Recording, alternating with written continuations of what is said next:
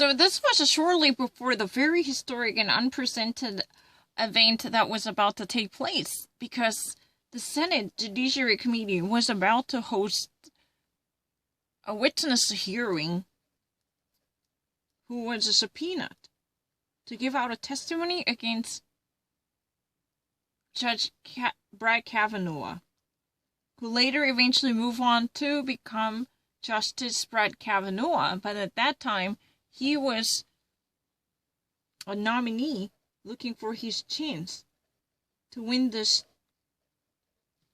candidacy. Tell the truth, which is the U.S. Supreme Court judgeship. Has arrived here on Capitol Hill to testify in public, or the will certainly be. So, this was really a revival of Anita Hill's embarrassment, but Dr. Christine Blasey Ford somehow decided to embrace this public humiliation by coming in front of everyone. So in front of the cameras rolling, she decided to make a public testimony. An historic day on Capitol Hill. Remember, nobody had seen her, and nobody had heard from her. What was so interesting was she was like deep voice, a deep throat, whose face was never been known and whose voice was completely unknown. She was like without morph. Everyone was second guessing who she might be, because everyone was fully aware of her circumstances, especially her sexual saga. She somehow managed to run away from the scene, but up until this last minute, no one had any idea what she would have looked like. Not even the Senate. Wow, not even the senators. Surprise. This was a total surprise. The majority of senators have no idea.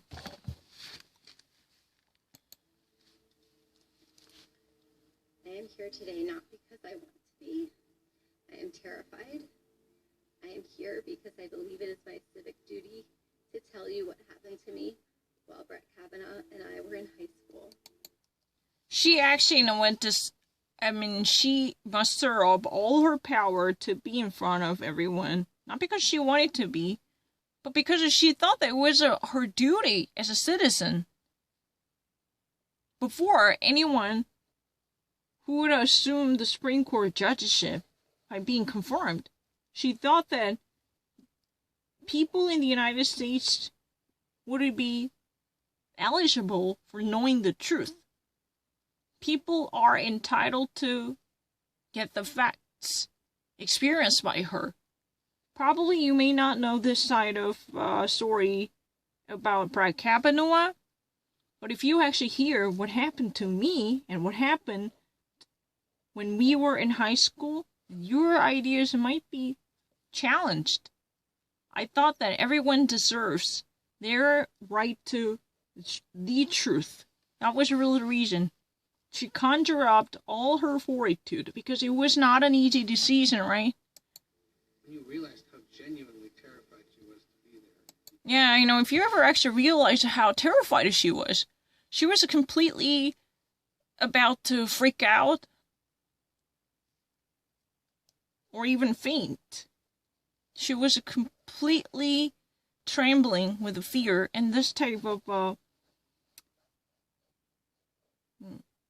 anxiety was palpably visible, right? Everyone could actually see she was emotionally troubled and disturbed. It shocked a lot of the older, longer-serving senators. It truly shocked a lot of the long-term and the long-serving senators like Chuck Grassley. When Anita was making that testimony, Chuck Grassley was in the Judiciary Committee. But the problem is, now, he became such a fixture in the Senate. But still, despite all this history, he was very terrified too. Equally, he was emotionally unsettled, right? That once again, this issue was being Orrin Hatch. into the public sphere. I believed he was going to rape me. I tried to yell for help. When I did, Brett put his hand over my mouth to stop me from yelling. This is what terrified me the most, and it's had the most lasting impact on my life. It was hard for me to breathe, and I thought that Brett was accidentally going to kill me. Mm-hmm. So, Dr. Christian Blasey Ford recounted what truly happened to her from her vantage point. This is really her side of the story, right? She said that when she was in high school, Brad Kavanaugh was so close to raping her. When she wanted to yell in search of help, Brad Kavanaugh put a hand over her mouth to stifle her. She resisted. The more she resisted, the more he reacted harshly.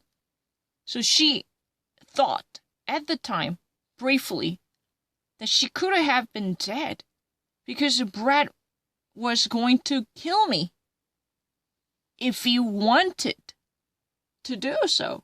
That was somehow a very fast-forward thinking at the time. That type of flashback she received in that short period. When Brad Kavanaugh placed a hand over her mouth to cover her mouth like this, because Brad Kavanaugh definitely didn't want his situation to be known, right? So it was really one way to hush your mouth. Shh, but it's very violent. So she couldn't breathe. She felt that she was being smothered by the mouth. That was tightly placed over her lips.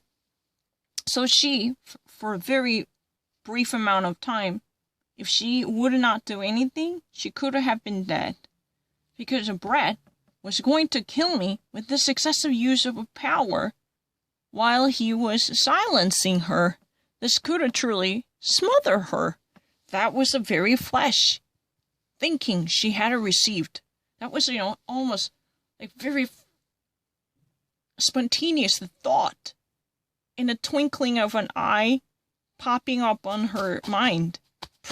I don't really know where my packs were at. It was, of course, a larger-than-life moment. Christine Blasey Ford had to go before the eyes of a nation and the world. I thought she was enormously courageous. Yeah, definitely. This is a very unforgettable moment, right? Because, it's a public outcry. She was making this private incident public. And she wanted to let her voice heard. For that, she had to pay a high price. Public humiliation and shame. These are really the attributes she had to put up with, right? She was very courageous. She was revealing the darkest moment of her life in front of the public. In the eyes of the public, her stories and anecdotes will be shared and flying. And she was definitely very courageous enough to make that decision. Her fortitude would be very appreciative. Everyone can actually think that it was not an easy choice. Enormously persuasive. She was very polite and just looked dead honest. It was. She seemed very polite, and she seemed like an honest person. She was very, very troubled emotionally because she actually opened up the suppressed memories coming from the darkest hour of her life.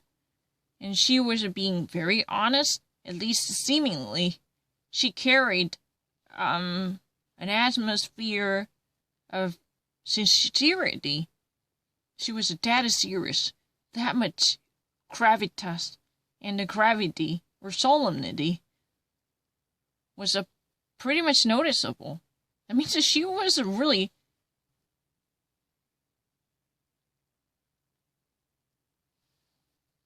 too serious to be true. It's a huge burden on her to come forward.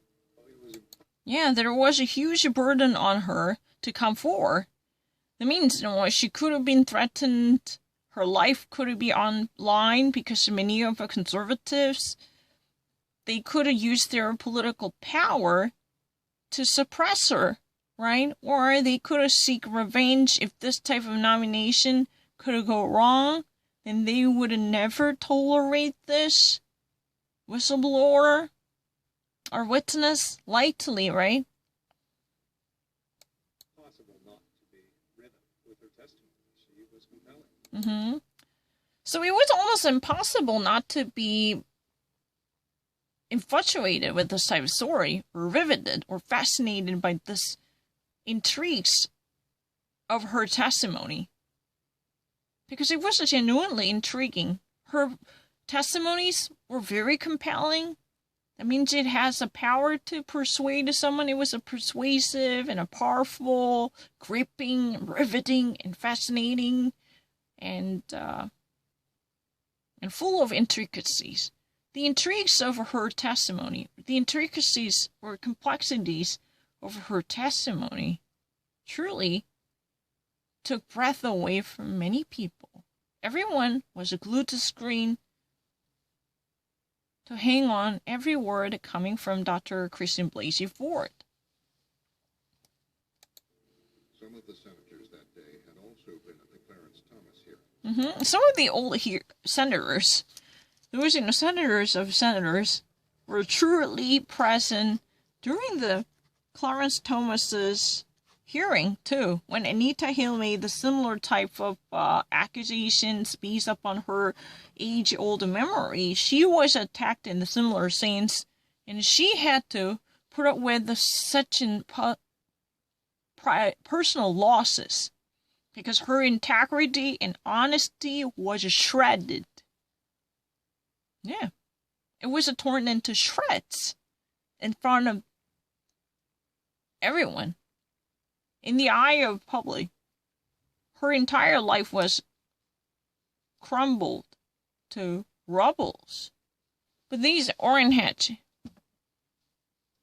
and Chuck Grassley, both are Republicans. You probably noticed that Orrin Hatch was really the person who really liked Justice Ginsburg when she was going through the vetting procedure. When she was grilled, Orrin Hatch was fascinated to meet this small but brilliant judge, right? He was pretty much charmed to pose a question to someone like Ginsburg, but now he's been dead serious. You can actually see such a grimace, frowned face on both of the senior senators, right? Who had already witnessed a similar type of development decades ago. Patrick Leahy was one. And Patrick Leahy, this person is from Democrat. He was on the other side. He was also somewhat troubled. When Dr. Ford testified, I asked her, what do you remember of that incident? I think everybody that here remembers her answer. The laughter. Mhm. The uproarious laughter between the two. And they're having fun at my expense. So when the question was asked about her last memory, what do you remember about this event right now? What has been the lasting memory that has troubled you ever since this incident? Can you actually pick one that has been haunting you? The laughter. Because Mark Judge and Brett Kavanaugh, both guys who were allegedly trying to rape her and drug her. These two guys were giggling and chuckling. The sound of laughter by both guys could be still ringing in her ears. She could have still actually seen this type of sensory illusion, as if these two bad guys are chuckling by looking each other at the cost of her humiliation, treating her like POW or the bounty about to be plundered. These both rooters are looking into each other and laughing crazy. That laughter, not really Christmas children laughing, but these pathetic two assholes' laughter was just so audible, and even up until this moment ringing in her ears, at the cost of her. It means she was the trophy that was about to be eaten and looted. So they've been making fun of her. Look at her organized into something like looking at each other. They've been chuckling. They've been having the fun of their lifetime by shaming her.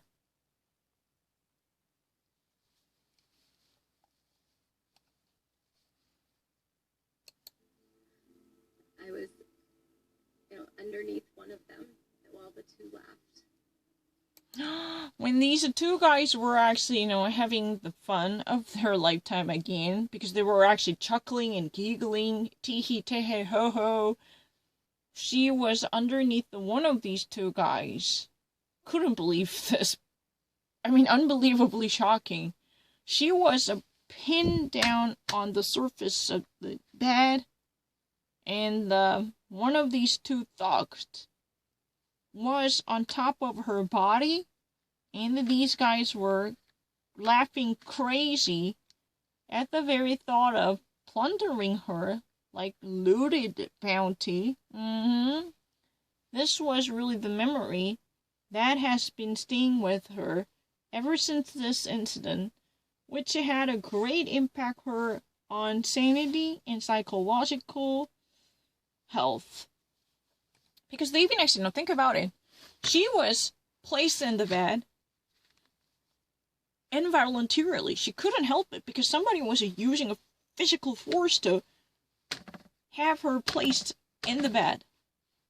Right? And the one bulky, tall guy was topping her. Means he placed his body on her. Right? When she was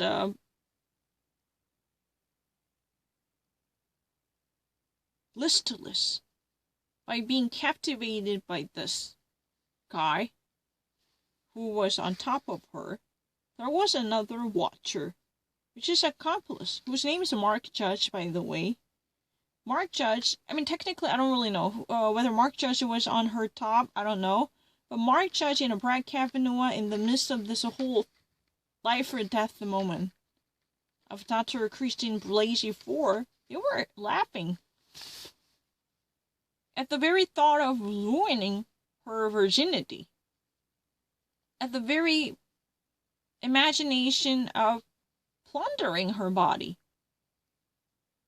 She was scared of hell, and she was completely shocked to hear this type of merry, joyous pleasures shared by two disgusting animals.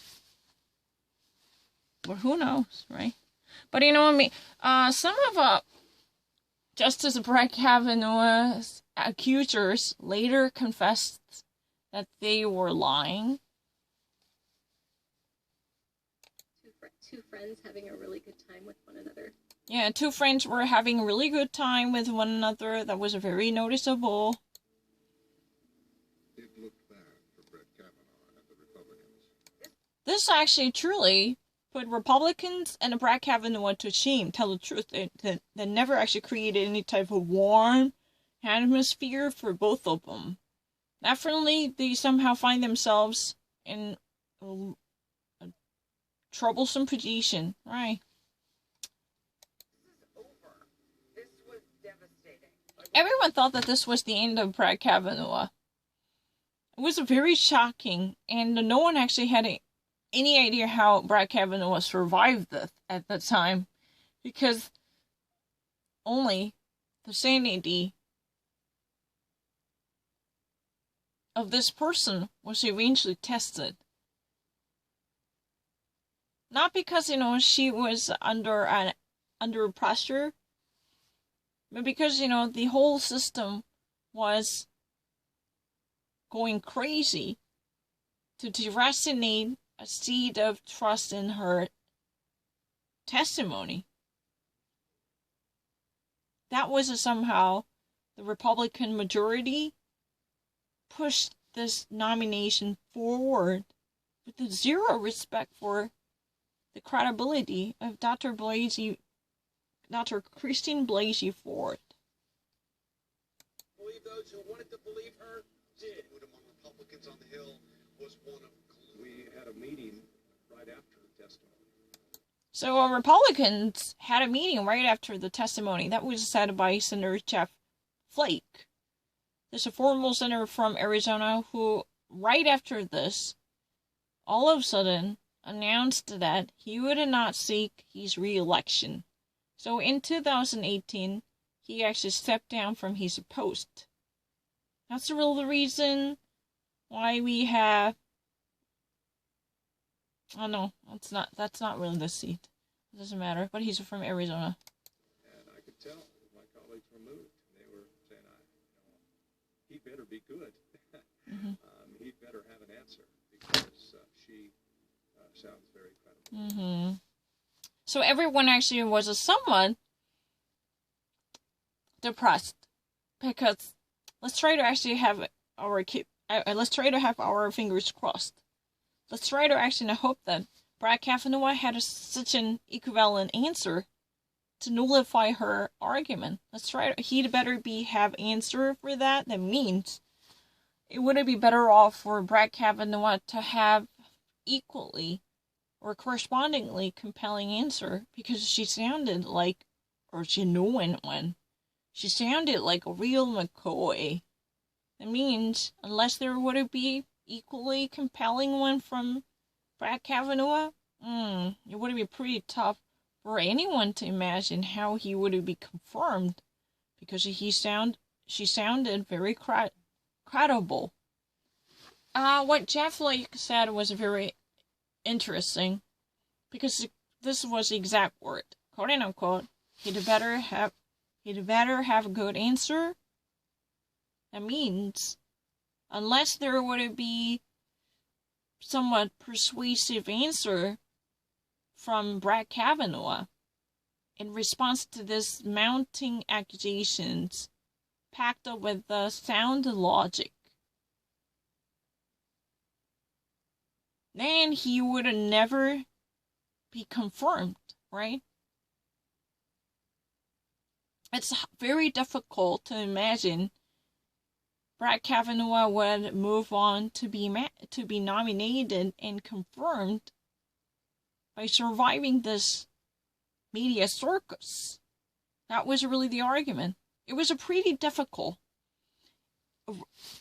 This was during the Republican senators meeting right after her testimony, and everyone was pretty much troubled. No one wanted to actually admit that this would be the end of Brett Kavanaugh, so they've been actually hoping to hear something persuasive or compelling or cogent in reaction to this type of well-oriented and convincing accusation from someone named Dr. Christine Blasey Ford. Not because of her educational background, but the very cogence and the coherence of her thesis was reasonable. And it was not like something she might have fabricated to shoot him down because she acted well, or she actually, literally delivered the story from the bottom of her heart. No one really can guarantee, but the thing is, she was at least persuasive. Her story has a coherent message. She was not throwing everything at the wall until she might actually get one hung, right? Hung up on the wall. That was really the sentiment. The first impression from her testimony, it would be better off for Brad Kavanaugh to have his version of a story readily prepared. Otherwise, it wouldn't be a done deal. It wouldn't be history. Right? His nomination and confirmation eventually, would be very tough. His nomination was already done technically. His confirmation, that would be in deep trouble unless he would have come up with the ingenious idea to stifle her story. Better be good with his story. The worst case scenario for Kavanaugh and his defenders was what just transpired. Truly, the worst case of a scenario for Brad Kavanaugh and his defenders just actually transpires. It means what took place on the floor of the Senate in front of the Senate Judiciary Committee was nothing less than the disastrous nightmare most dreaded by Brad Kavanaugh and his advocates. Because, Dr. Christine Blasey Ford had no incentivized motive to risk her credentials by making the same false accusations, because she had her own life. She even actually, engendered quite a bit of a risks for her marriage by sharing everything. She actually wanted to be bare naked in front of everyone in America. Why would she ever do that? What would she get from this? No one would think of a better reason than the actual experiences she had undertaken. This is not happenstance, or this isn't a coincidental event, unless she truly survived it. If she had not experienced that, if she had not faced this horror, why would she ever wanted to be part of this?